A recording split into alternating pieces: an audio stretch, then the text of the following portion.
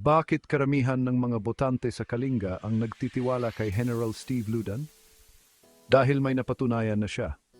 Kilalanin si General Steve Ludan, isang tao na may pambihirang kakayahan at mga nagawa. Nagtapos siya ng Bachelor of Accountancy, Bachelor of Law, at Masters in Criminal Justice Administration.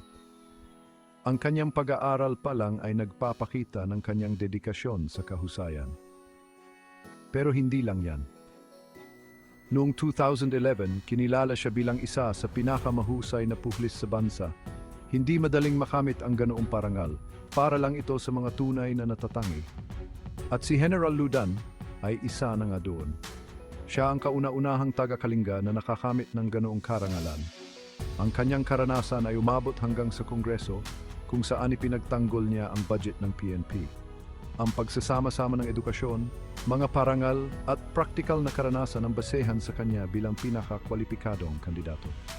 Kalinga, ang inyong kinabukasan ay nararapat sa isang pinuno na nagpapakita ng integridad, dedikasyon at kahusayan.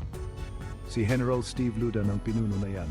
Piliin ang kinabukasan, ating suportahan si General Steve Ludan. Ikalinga tayo ay mag-agree kay Ludan. Salamat sa inyong pakikinig.